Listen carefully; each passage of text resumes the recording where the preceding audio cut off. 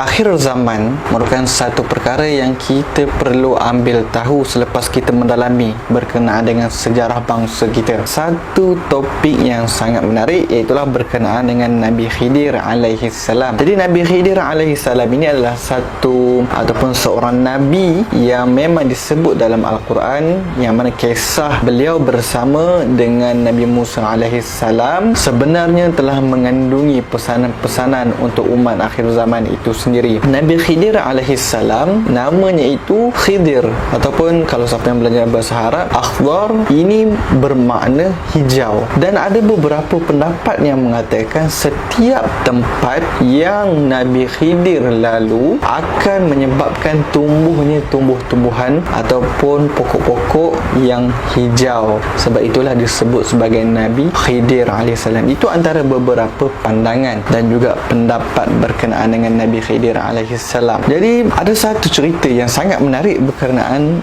dengan Nabi Khidir alaihi salam ini, iaitulah berkenaan dengan Fountain of Youth. Ada satu movie ini, tak silap saya, Pirates of Caribbean, yang mana telah ada satu babak yang menggambarkan tentang Fountain of Youth ataupun air kehidupan abadi, ataupun bahasa Arabnya disebut sebagai Ainul Hayah. Jadi air ini Nabi Khidir alaihi salam, antara sebab beliau hidup sehingga kini adalah kerana beliau telah diwahyukan oleh Allah Subhanahu wa taala untuk meminum air Ainul Hayah. Kisahnya begini, pada satu hari Raja Iskandar Zulkarnain telah mendapat tahu bahawa terdapat air yang boleh menyebabkan, apabila kita minum air itu, boleh menyebabkan kehidupan selama-lamanya, maksudnya sampai kiamat lah. Jadi Raja Iskandar Zulkarnain telah mengarahkan tentera-tenteranya untuk mencari air tersebut, dan ketika itu Nabi Khidir alaihi salam antara menteri-menteri yang ditugaskan untuk mencari air tersebut. Dan perjalanan untuk mencari air tersebut sangatlah panjang dan memerlukan kesabaran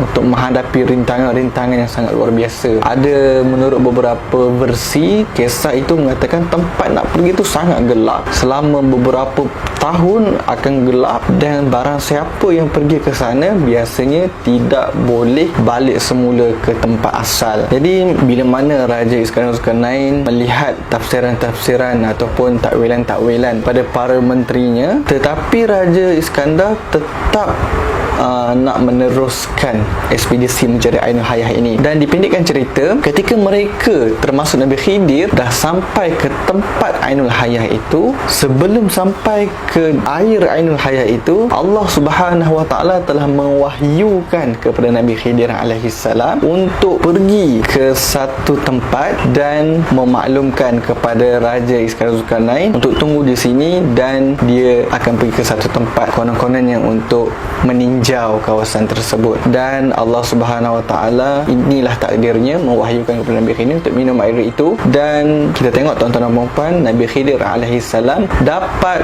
hidup sehingga ke hari ini. Dan biasanya Nabi Khidir alaihi salam ini, para ulama, para wali Allah dan hamba-hambanya yang terpilih yang telah mencapai makam ataupun darjat yang telah ditentukannya, maka dapatlah berjumpa dengan Nabi Khidir alaihi salam. Namun Raja Iskandar Zulkarnain tidak dapat untuk meminum air tersebut. Allah Subhanahu wa taala itu maha adil. Allah Subhanahu wa taala itu mengurniakan kehebatan setiap pada hamba-hambanya itu. Walaupun tidak dapat ini, maka dia akan dapat ini. Raja Iskandar Zulkarnain mempunyai kekuasaan empire yang sangat hebat, dan kita pun biasa dengar Raja Iskandar Zulkarnain ini adalah memang raja yang membina tembok Ya'juj dan Ma'juj. Dan Nabi Khidir alaihissalam mempunyai peranan yang tersendiri, hidup sehingga ke hari ini dan berperanan penting dalam peringkat akhir zaman yang kita sedang lalui ini.